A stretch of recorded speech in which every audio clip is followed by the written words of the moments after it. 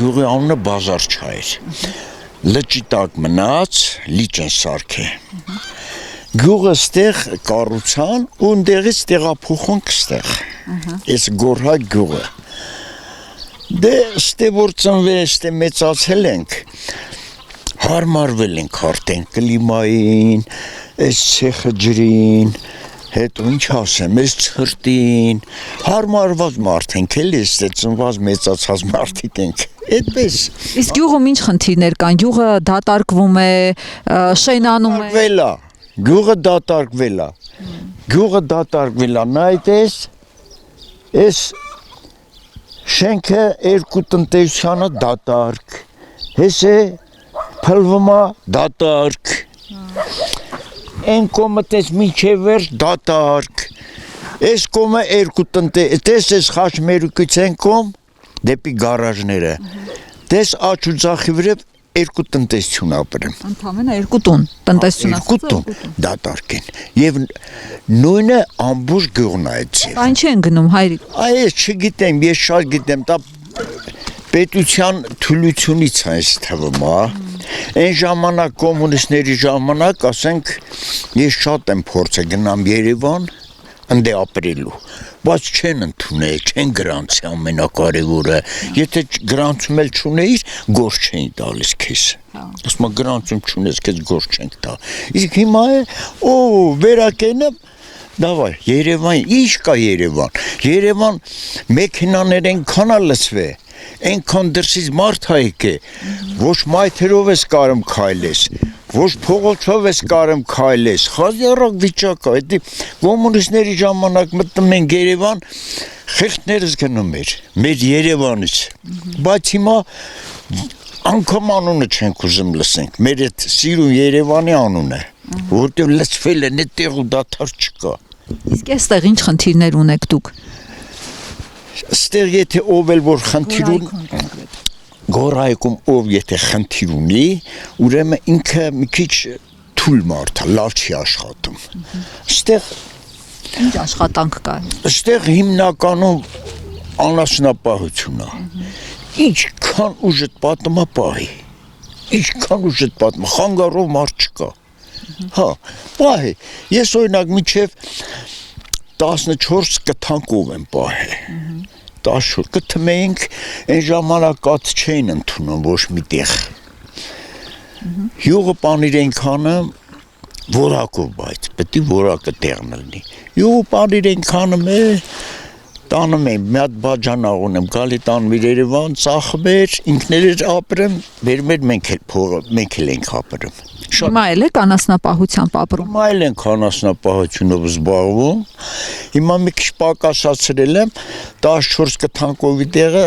10 հատ եմ պահում, 4 գլուխ պակասացրել եմ, 10 կողմնել մեզ այսպես բավարարում է։ Փոքր տղաս հետ սա ամուսնացած 3 հատ երեխա ունեմ, թորնիկներից հետ ձև աշխատում ապրում ենք։ Ով ասում է, չեմ կարում ապրեմ, ուրեմն այս գյուղում էլի խոսքս էս գյուղի մասին է։ Ուրեմն ինքը ծույլ մարդ է։ Իսկ ոնց է մտածում ձեր թորները այստեղ են իրենց ապագան տեսնում, թե մտածում են գնալու։ Գիտեք ոնց։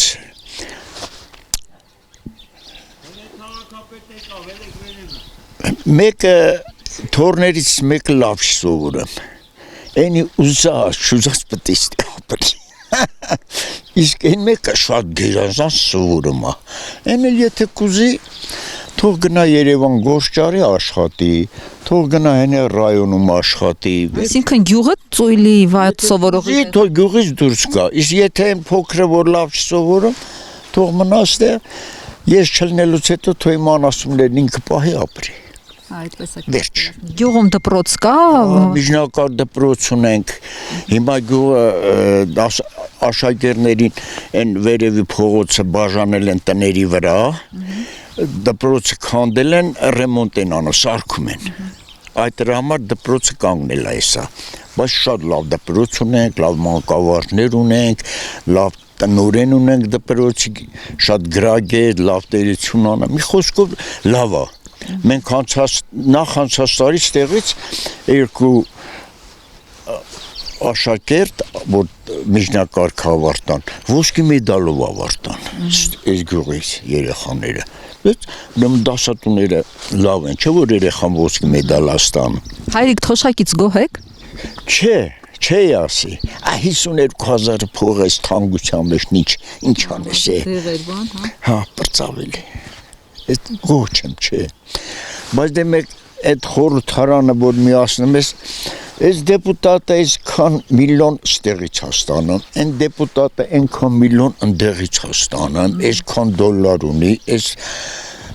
տուն ունի ստեղ, հողամաս ունի ընդեղ, մեքենա ունի կնոջը, Իրանան եւ այլը, այս փողերը որտեղից էլի սրանց ես զարմանում, ով է այդ փողերը տալի դրանց։ Բյուջեից պետական Այմար բյուջեն թող հարստացնեն, գրուգավոյ Թուրքի մեջ ենք, այս մեր այս ամենանեղ հատվածնա, մեր այս զանգերնա, նեղ հատվածնա, տես են սարի հետևը թուրքնա, են սարի հետևը թուրքնա, ամենանեղ հատվածնա, կմտնեն, կկտրեն զանգեզուրը Ղարաբաղի նման, որը կկոտորեն, որը կքշեն կհանեն, զանգեզուրը կվեկալեն։ Բայց հիմա թուրքերի հետ բարեկամության են գնում։ Թուրքը կարմիր խնձոր լինի գրպանդ մի տիր։ Այդպեսի Վայ, թուրքը խապում է։ Բա ո՞նց է Փաշինյանը հավատում, որ ասում է խաղաղություն։ Փաշինյանը թողա երեսին էլ ասեմ, Փաշինյանի գրագիտությունը չի հերիքում իրան։ Ճիշտ խոսելը լավ բան է։ Ու չափից դուրս էլ բնավորությամբ թույլ է։ Բնավորությամբ շատ թույլ է։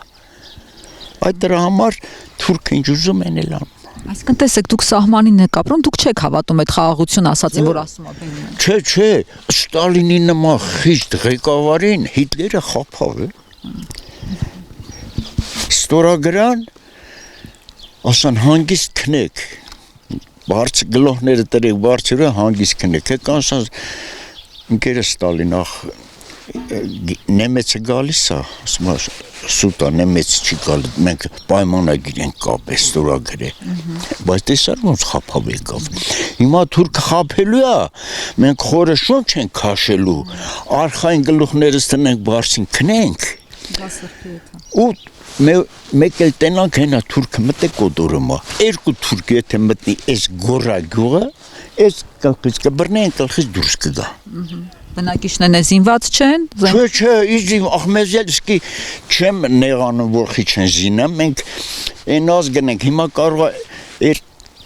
երկսով մի թեթև վիճենք,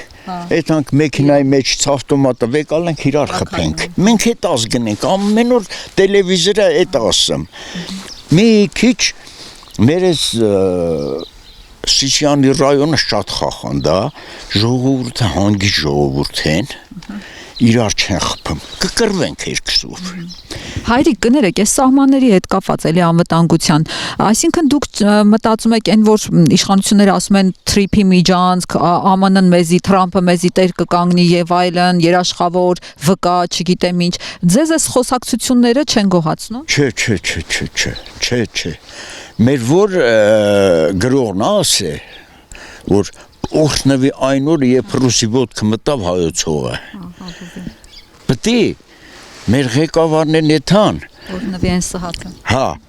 էթան Պուտինի մոտ ասեն, գիտես ինչ կա։